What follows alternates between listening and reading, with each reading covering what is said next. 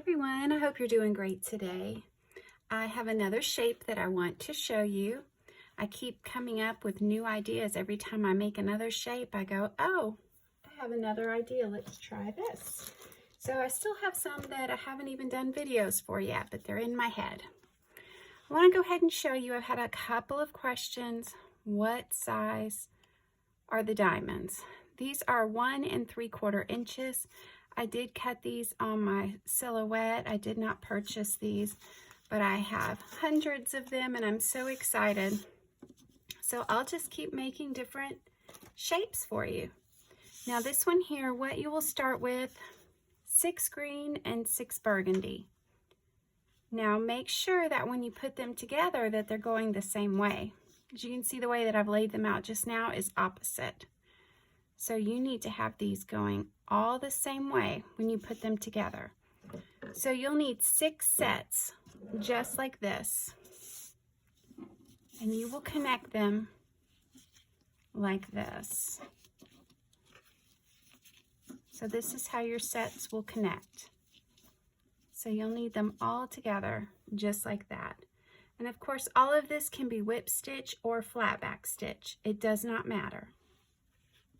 Now, once you get them together like that, you're going to start connecting every other seam. So do that, and you'll end up with a leg, I guess you can call it, and do that. And you have another, and then do the last one. So you'll actually end up with something that looks like this. So it's got the 3 different sections. So next thing you'll do, actually, because these tails are so big and this is coming to a point, I am going to go ahead and clip these. You don't have to, but you can if you want. Usually 1/4 of an inch or 1/8 of an inch is fine. You don't ever want to go less than 1/8 of an inch because it could unravel. Now the way that I connect these, I go between the paper and the fabric.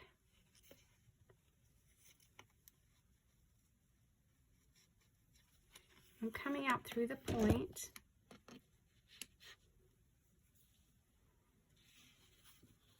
And I'm going to that point.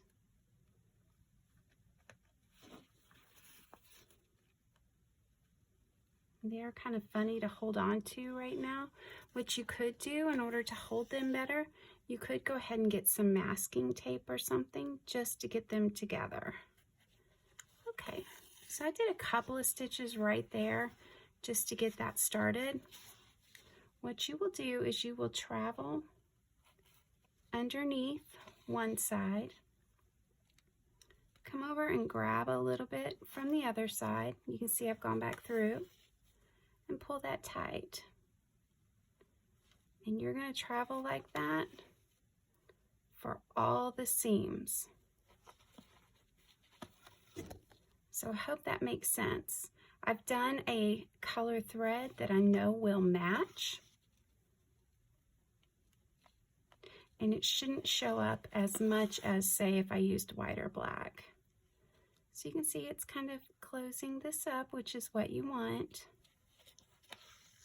And you will do this with all the remaining seams.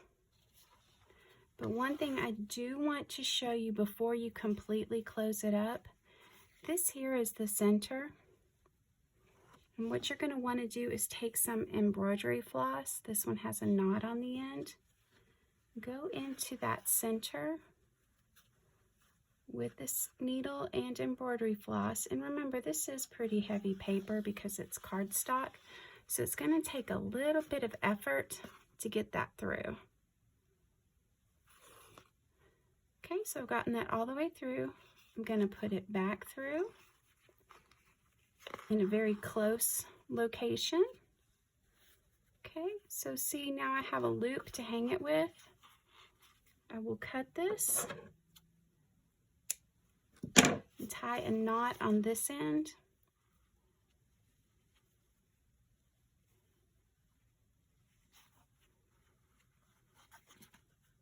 And pull that back. So Sometimes I need some help getting that back out. Oops. Then I have a hanger to hang this with. I've done that so gracefully. You will do much better.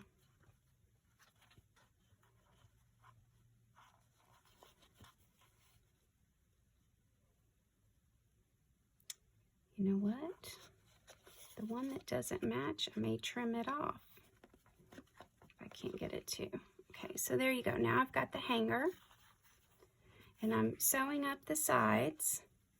But once you get all the sides sewn, you can see it's starting to take shape. You will end up with that drum-like shape ornament that I have right here. Please like and subscribe. I hope you enjoyed this video. Find me on my Facebook page. You can find that in the notes for the comments of the shows. Anyway, I hope you enjoyed, and happy sewing.